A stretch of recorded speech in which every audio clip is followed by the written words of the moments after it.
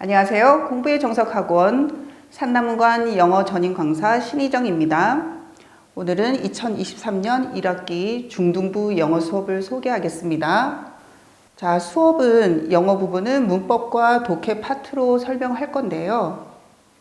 문법은 목표를 두 가지로 삼고 있습니다. 첫 번째 목표는 문법 용어 의미를 설명하고 문법의 원리를 확실히 알고 가게 하는 게 첫 번째 목표고요. 두 번째 목표는 그 배운 문법을 서술형 문장 쓰기로 완전히 내 거로 만드는 그런 공부를 하고 있습니다. 그리고 교재도 영문법 책과 그 다음에 쓰기 책을 함께 병행하고 있어서 지금 효과를 확실히 보고 있습니다.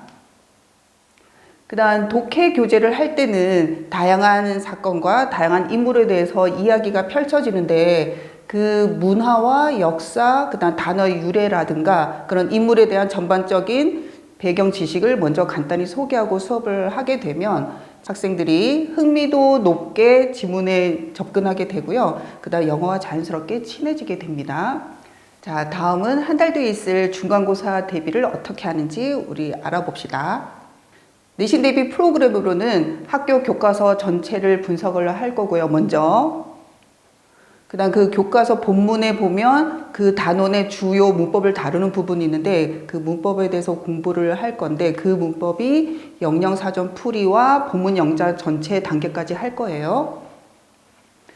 그리고 대화글에 보면 원래는 듣기 대본인데 그 부분에 같은 상황에 여러 가지 표현들이 많거든요. 그거를 죄다 공부를 할 거예요. 그리고 학교에서 추가로 교과서 이외에 외부 지문을 2개 이상 주게 되는데 그거에 대해서도 내용 파악이나 문법 부분을 설명을 할 겁니다. 여기까지가 학교 지필고사 내용입니다. 그 다음에 시험 마치면 시험 전에 하는 학교도 있고 시험 뒤에 하는 학교도 있는데 수행평가를 하게 되는데 이것까지 합산을 해서 점수가 나오고요. 그 다음 학년과 학교에 따라서는 수행평가가 1개인 경우도 있고 2개 이상인 경우도 있고 3개인 경우도 봤거든요. 그래서 그런 거를 제가 다 만들어주는 건 아니고 애들이 스스로 만들고 제가 거기에 필요한 조건들을 맞춰서 문법이나 문장수나 단어수에 맞춰서 첨삭을 해줄 겁니다. 다음 소개해 드릴 부분은 학원 자체 제작 교재에 대해서 소개해 드릴 건데요. 중학교든 고등학교든 영어 파트는 교과서가 학교마다 다 달라요. 수십 가지가 있는데 그래서 학교별로 교재를 따로 만들거든요. 그래서 교재가 본 교재가 있고 수업용이고요. 그 다음 워크북 교재가 있는데 이건 테스트용입니다. 그래서 본 교재에서는 교과서에 있는 대화글이나 본문, 문법에 대해서 설명을 먼저 다 하고 그 다음 여기 보면 이제 문법 문제 같은 경우는 지금 점층적인 훈련이라고 제가 써놨는데 간단하게 뭐 이게 투부정사인지 동명사인지 가로치는 문제부터 시작해서 그 다음에 비교하는 것 또 객관식 문장 전체 쓰는 서술형까지 공부를 할 겁니다. 지금 객관식으로 100% 중등부가 나오고 있긴 하지만 저거 문장을 완전히 만들 수 없으면 객관식 문제도 헷갈릴 수 있거든요. 그래서 저까지 대비를 다 할 거고 그 다음 외부 지문까지 본교재에서 마칠 거고요. 그 다음 워크북 교재로는 교과서에 배운 내용을 테스트를 하는데 맨 처음에는 단어를 테스트를 하겠죠. 그리고 영영사전도 학교에 따라서는 1개가 아니라 여러 개가 나오는 경우도 있고 단어가 여러 개를 한꺼번에 나오는 경우가 있기 때문에 이것도 한 과당 30개, 40개에 달하는 영영사전 풀이를 수업 시간에 하고 이 워크북 교재로 테스트를 할 겁니다. 그 다음에 문법을 배우고 문장을 배우면 그 문장 전체를 영작하는 걸 어느 파트나 할 건데 이 부분을 또 한 개라도 틀리면 다시 제시를 보는 방법을 통해서 완전히 익히게 할 거고요. 그 다음에 이 부분은 이 과정을 다 끝내고 교과서 본문 전체를 또 대화글 전체를 빈칸 채우는 문제로 공부를 복습을 하도록 할 겁니다. 그리고 여기는 나와 있지 않지만 기출문제도 다를 거예요. 다음 부분은 이제 중요한 부분이죠. 학교마다 시험 스타일이나 기출문제를 간단히 살펴볼 건데요. 지금 중등부 전체에서 시험 나오는 파트는 대화글, 어휘, 어법, 본문, 외부 지문 이 5개는 무조건 들어가고요. 지금 현재 코로나 이후로 객관식이 문제가 25개에서 26개로 나오고 있는데 사실 이것이 서술형 나왔을 때랑 개수랑 같아요. 그럼 뭐가 문제가 되냐면 그때 서술에 나왔을 때 배점하고 똑같이 지금 문항이 이루어져서 3점, 4점, 5점짜리가 분포되는데 그 중에서 4.5점짜리도 여러 개가 있거든요. 그래서 만약에 5점짜리 2개가 틀리게 되면 벌써 앞자리가 달라지는 참사가 벌어질 수가 있습니다. 그래서 객관식이라고 와 그냥 찍으면 되겠지 이런 생각을 하시면 절대 안 됩니다. 그래서 대화 글에는 내용 파악이 기본이고 그 다음 대화 빈칸에 알맞은 표현 그 다음 대화 순서는 항상 나오는 문제고요. 그 다음 대화글 같은 경우는 첫 페이지에 항상 나오니까 여기서는 절대 한 문제라도 틀리면 안 되고요. 그 다음 어휘 문제는 단어 관계를 물어보는 경우는 품사 짝꿍이 제대로 되어 있는지 그 다음 반의어 관계에서는 하나는 동의어, 나머지는 반의어 이렇게 나오는 경우가 있고요. 영영사전 풀이는 선택지 5개 중에서 어휘 풀이가 영영사전 풀이가 잘못된 거라고 나올 수도 있고 아예 박스에다가 5개 이상 집어넣고 여기서 영영사전 풀이가 알맞은 거 몇 개, 틀린 거 몇 개 이런 식으로 물어볼 수도 있어요. 그 다음 어법 문제는 지금 25개, 26개 중에서 학교마다 적게는 3개, 많게는 7개 요 정도에 포함되기 때문에 전체 비율로 비해서는 크게 많지는 않은데 문제 하나당 5개나 7개 문장을 집어넣고 그게 한 문제로 5점짜리 이런 식으로 문제가 나오거든요. 그래서 어법 틀린 거 기호를 고르세요. 아니면 틀린 문장 개수를 고르세요. 이런 문제가 나오니까 그걸 거기에 나온 문법을 그 교과서 문장에 나온 모든 문법은 다 들어가 있다고 보시면 되니까 준비를 해야 되겠죠. 그 다음 본문에서는 내용 일치가 기본입니다. 내용 일치하는 거, 그 다음 내용이 다른 거 이런 문제가 너무 많이 나오는데 보통 그게 수능식이 그렇게 내용 파악이 많이 나오거든요. 그래서 중등부도 지금 그렇게 하고 있고 그 다음 본문 빈칸 어휘를 물어보는데 이게 문법에 관련된 거일 수도 있고요. 투부정사일까요? 동명사일까요? 이렇게 중에서 고르는 것도 있고 아예 빈칸을 해서 문법과 관련 없이 교과서 본문 흐름에 맞는 그런 어휘를 고르는 문제도 있을 수 있는데 그게 만약 함정인 경우는 반의어로 접근을 하시면 됩니다. 자, 그 다음은 학교별로 시험 스타일과 기출문제를 잠깐 다뤄볼 건데요. 산남중학교는 지금 어법 문제 같은 경우는 타 학교에 비해서 좀 복잡하게 내고 좀 어렵게 내는 스타일입니다. 그러니까 요것만 주의하시면 될 것 같고 그 다음 외부 지문은 평이하게 내용 파악 위주로 출제를 하고 있습니다. 다음은 산남중학교 기출문제를 분석해 보도록 하겠습니다. 어법상 옳지 않은 문장의 개수가 산남중 3학년에서 나온 5점짜리 문제인데요.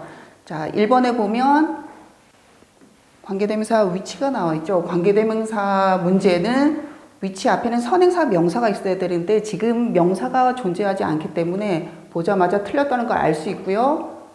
선행사를 포함한 what으로 바꿔서 그녀는 마음에 들었다. 조가 그녀에게 생일 선물로 줬던 것을 이렇게 바꾸셔야 됩니다. 그 다음 2번 문제는 나는 충격을 받았다.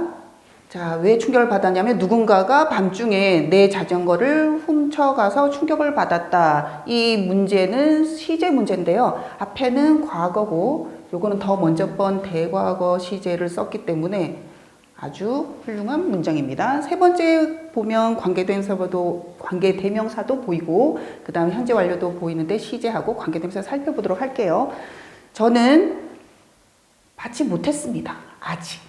뭐를? 제가 주문했던 거. 그러면 이 what은 관계대명사 명사를 포함하고 있기 때문에 내가 주문했던 것을 정확히 말한 게 되고요. 그 다음 주문한 건 과거고 주문한 과거부터 지금까지 받지 못한 거니까 여기 현재 완료 시제가 정확히 맞습니다.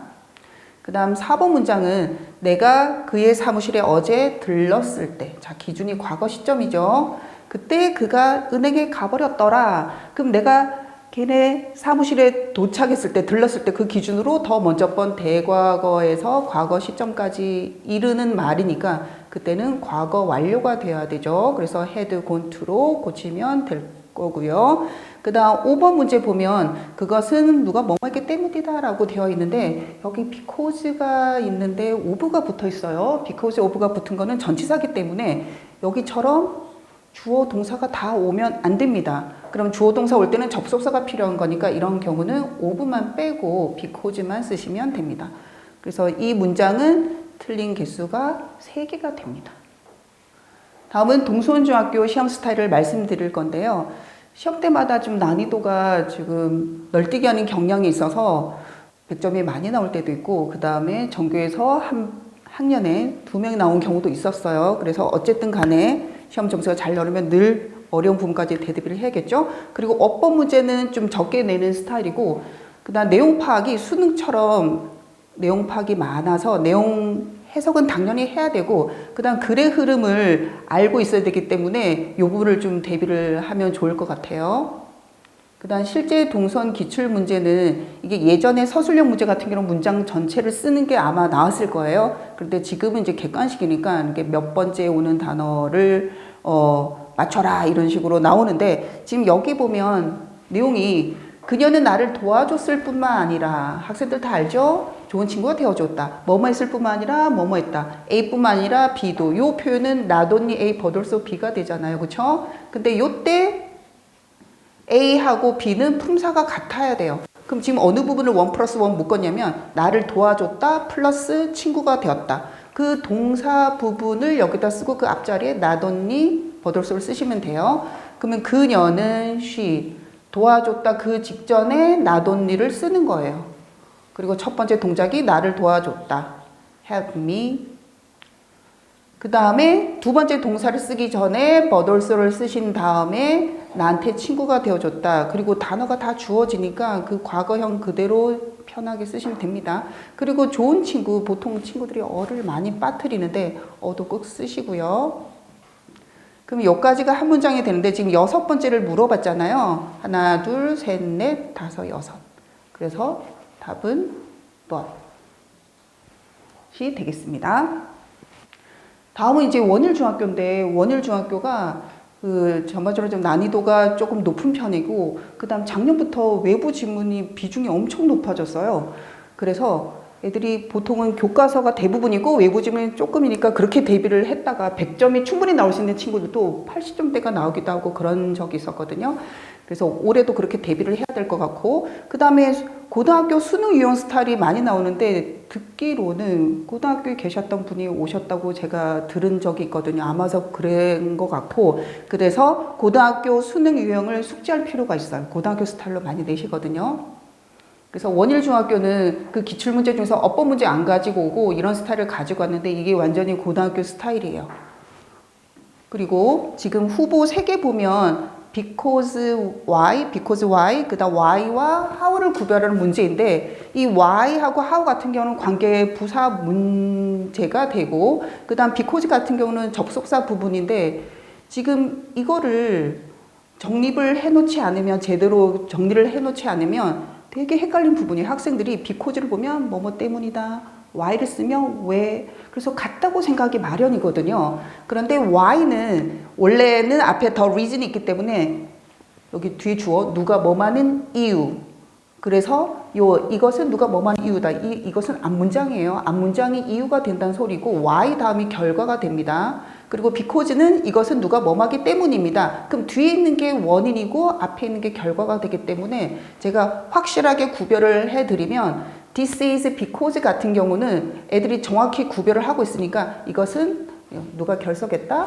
누가 아프기 때문에, 그러니까 여기 이유 그대로 하시면 되고요. this is why만 제가 아주 확실한 방법 알려드릴게요. 얘를 그래서로 해석하세요. 그럼 앞문장 어떤 일이 있었습니다. 그래서 어떤 결과가 나왔습니다. 이렇게 보면 되거든요.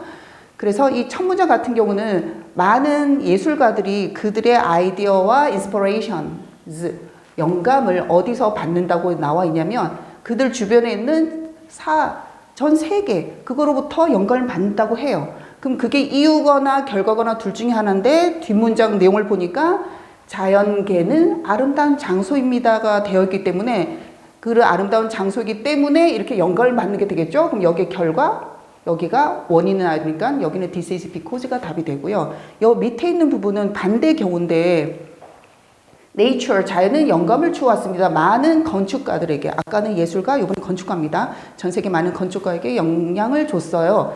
That's why, 아까 선생님이 얘기한 대로 그래서 그 건축가들은 건축물을 지었는데 자연적인 물체, 불어라면 오브제가 되겠죠. 그런 걸로 보이는 건축을 지었다고 합니다.